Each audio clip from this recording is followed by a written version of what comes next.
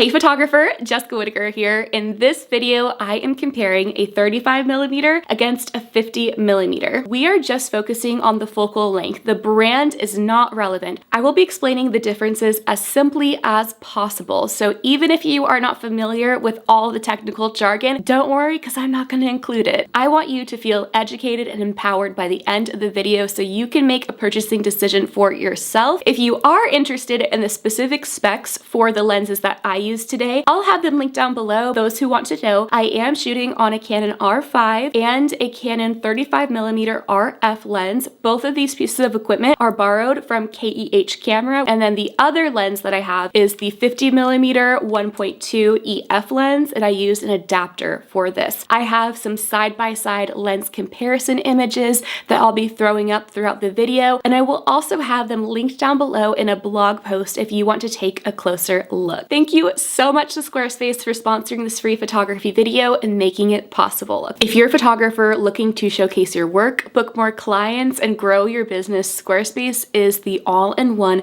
website platform. I have been a customer of Squarespace for 10 years now, and it is the easiest place to build a professional online presence and manage everything all in one place, from your website to your domain, online store, even your email list and email marketing. As a photographer, having a polished professional website is essential because it is the first impression that a potential client will get of your work. And Squarespace makes it so easy to design a beautifully branded website. Squarespace has recently rolled out a new website builder called Squarespace Blueprint AI that's all about dragging and dropping and so intuitive to build a beautiful website. You can start with a beautifully curated template and enter in information that you want on your site. First, you'll say that you're a photographer, and then it's going to ask you what things you want on the website, from portfolio to contacting and about me, but it goes beyond that. Do you want to be able to book discovery calls and appointments within your website? What I love the most is once you have all this info plugged in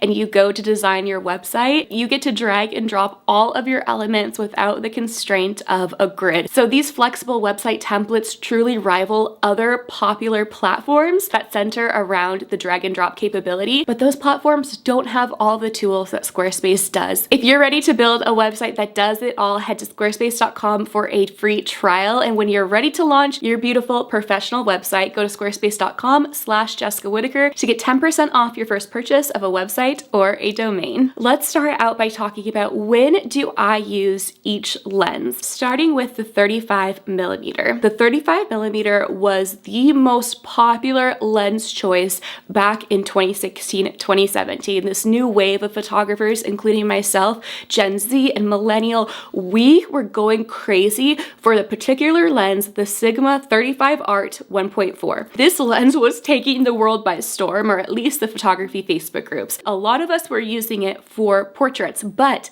this is not a portrait lens. But the beautiful thing is about photography and art in general, there are no rules. The reason why I loved it so much was because I was able to still capture the environment in the background, but the fact that it went down to 1.4 aperture meant that I could have it still compressed enough to have a blurry background and use it for portraits, even though it's not a traditional portrait lens. When you go on a trip and you bring the 35, you can get the architecture, detail shots, portraits of yourself, as well as full body images. 35 was also a popular choice amongst bloggers in the 2016 era, and still to this day, because of the fact that you could incorporate so much of the background, making it an amazing option for a more lifestyle look. There is a big downside to the 35mm focal length. Regardless of what brand you're using, with this focal length, it will distort the face and the body. It will widen your features. So if you are taking a portrait of somebody, the forehead and the nose will be widened. The 35mm is also not flattering for full body portraits. If you do not take the photo in a specific way, which I will tell you how to do it, there's a way to get around all of this. I'll tell you at the end of the video. It will make your subject look like a Q-tip because, again, it is a wide lens. My Sigma art lens broke and I have not replaced it. I haven't felt the need to replace it, and the repair costs were pretty expensive, so I figured I would just move on. I'm all about saving money when it comes to camera gear, and that's when I went back to my first love the 50mm. But for the sake of this video, KEH Camera so kindly is letting me borrow this 35 so I can do some sample images. KEH Camera is where you can buy, sell, trade in, and repair camera equipment, both film and digital. I've been a customer of KEH for 7 years now, and every piece of equipment that goes through their warehouse is thoroughly quality inspected, it's tested, and it's rated on a quality tier system, so you know exactly what you're buying. Whereas when you go to a third-party auction site or social media marketplace, you're blindly trusting the seller, a stranger, who they might not even know the gear is in bad condition because they just don't have the capability to test it the same way that KEH does. I will have the lenses and the camera that I use for this video down below, and check out KEH, bookmark it for later. It's an amazing resource. Through this video, I rediscovered the magic of the 35 because this lens, you can take advantage of the wide angle and create some really interesting, very magical images. Maybe you're against a really big flower tree. So here's my example. I did a photo shoot this weekend of my friend Jade, and she was in front of a huge camellia bush. This bush was overgrown, and you can see here on the screen in the video footage that the bush actually arched up and over. So when I paired the 35mm with this already very expansive bush, it created the most beautiful, whimsical, magical look that made Jade look like she was enveloped in the bush. Because this lens is wide, it was able to capture everything while still having my subject be the center of focus. I could still move my aperture down to wide open 1.4 and get a blurry background. And she has the coolest wardrobe ever. She was wearing a bonnet, and I love that with the wide angle, the bonnet was emphasized even more because of that distortion on the border of the lens. So you can use the wide angle to your advantage. You can create really beautiful imagery with it, but I don't think that this lens can stand alone in your kit like a 50mm. And then a few days later, we went over to a huge field during golden hour, and I photographed her more. She was running around and dancing, and I loved that with the 35 it captured her in a very whimsical way. It felt like you were put right into the environment. You see the full story with the 35mm. This was the perfect lens comparison moment. Here's the 35mm up on the screen, and then the 50mm on the other side. This is truly more of a traditional portrait lens. So the focus is entirely, in comparison to the 35, the focus is entirely on Jade, on my subject, and her dress. And I just think these two photo shoots are the perfect example of what a 35mm can do. You know what? I think that this would actually be the perfect time to say how you can use the 35mm to avoid as much distortion as possible. I know I said I would put it at the end. When it comes to photographing full body portraits, you want to be extremely careful about how you position the camera. If you have your subject standing eye level with you and you hold the lens parallel to the ground, you have a better chance of having it be a flattering photo. But usually the instinct is you might have the camera up a little bit and then the lens tilted down. This is going to create a Q-tip-like effect. It is not flattering. So hold the lens parallel, and also you want to make sure that your subject is right in the center of the frame, because I mean, there's ways to get around it, of course, but I'm talking as simple as possible. Center of the frame, because the four corners of the photo is the most distorted. That's where it's pulling the most. So also the border of the image is also pulling out. Yes, you can adjust it in post-processing, but it will not adjust the features. So when you are doing close-up photos with this lens, again, you want to make sure that your lens is parallel to the ground. If you tilt this lens, the wide angle nature of the focal length will warp and distort your subject, like I said, particularly around the edges. Also, keeping your subject's face in the middle of the frame, as far away from those four corners and the border of the image where it is, again, warping, will help significantly. But the nature of this lens is that it's not a portrait lens. It is a wide angle. Yes, we use it for portraits. There's no rules to photography, so of course you can use it for portraits. You just need to be mindful of the distortion. So that's when the 50mm comes in. in. This does not distort nearly as much as the 35. And I say this because the next lens up from this is an 85mm. The 85mm is more what you see when you look in the mirror. It does not distort the face. But that's another video for another time. In fact, I already have tons of 85mm videos you can look up. This lens, in my opinion, is a portrait lens. Yes, the 35mm is wider than the 50, so this naturally can capture way more background in the shot, but the 50mm will still show a ton of the backdrop. On every single photo shoot, I am using the 50mm at least once. I use it for portraits. I will use it for some reception details at a wedding. I will use it for bridal party photos, but for one side of the party. For example, all the groomsmen. I also will use this for overhead detail shots at a wedding. And before I started using the 85mm for portraits, the 50mm was my personal favorite focal length. And it is a favorite amongst so many portrait photographers. A 50mm can be the most affordable prime lens. And prime lens means it only has one focal length. A zoom lens is where you have multiple focal lengths that you can zoom. With the 50mm, most brands like Canon, Nikon, and Sony have a very budget-friendly version called the Nifty 50, where the aperture goes down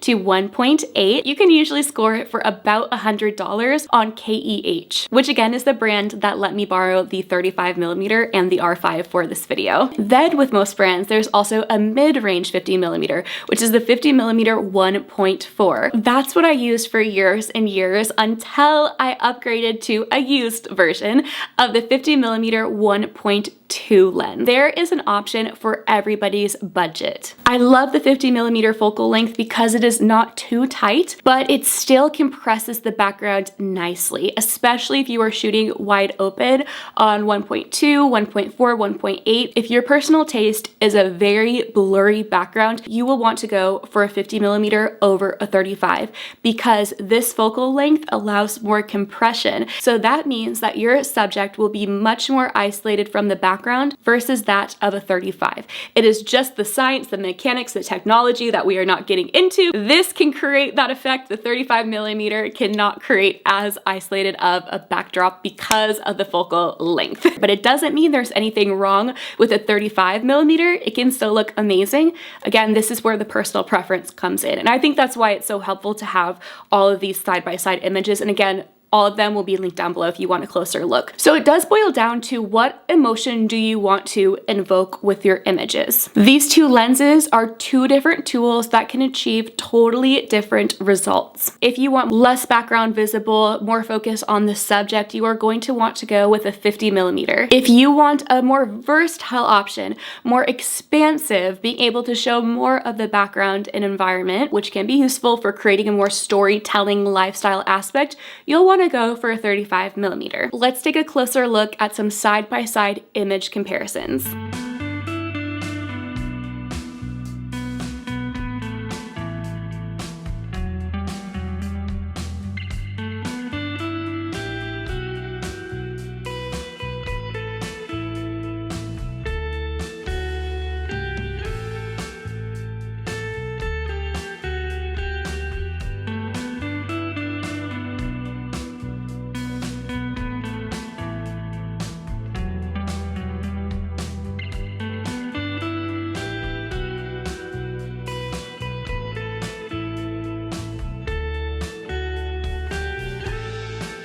Welcome back. You don't need both of these lenses. That's the reality. You do not need a 35 and a 50. Yes, it is nice to have. Trust me, after using the 35mm again for the past couple of weeks over my photo shoots, I'm like, oh, this is so convenient.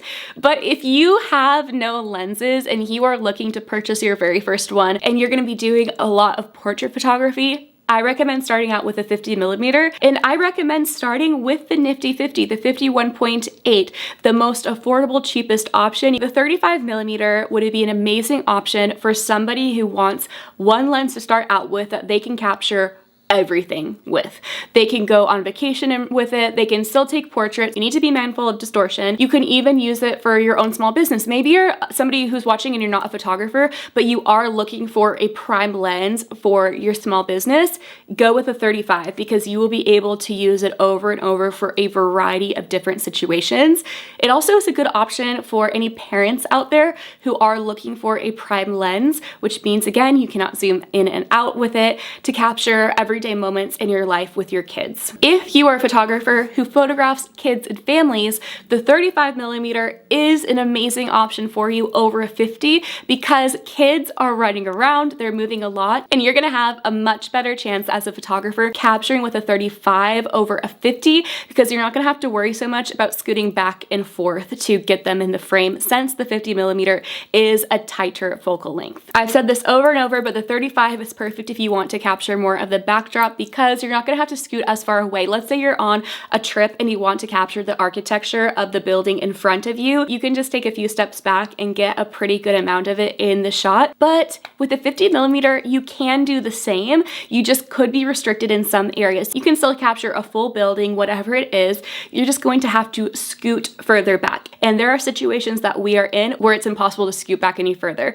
Whether you are up against a building or you're in a coffee shop and you're up against the glass, you can't go back any further. So that's where the 35mm is more convenient. And because of its convenience, it is nice to have in your camera bag. Trust me, I experienced that myself when I was using it again. But the reality is, if we're gonna be conscious consumers, you don't need both, especially when you're just starting out. I say all of this because as consumers, we are constantly inundated with information from the tech and photography industry that tell us you need to have all these tools in your kit in order to be successful. You need to have the latest and greatest in order to run a successful photography business. Well, I don't have the latest and greatest. My camera is the Mark IV. I've had it for 8 years and I'm running a successful photography business myself. So don't feel pressure. Turn on those blinders, unfollow camera accounts, unsubscribe from those newsletters if that will help you not feel pressure to purchase more than necessary. The 35 versus the 50, there is no wrong choice. Art is subjective and that is a beautiful thing. If you're a photographer who's looking to join a kind, encouraging, and inclusive photography community, come on over to my Facebook group called Build and Bloom.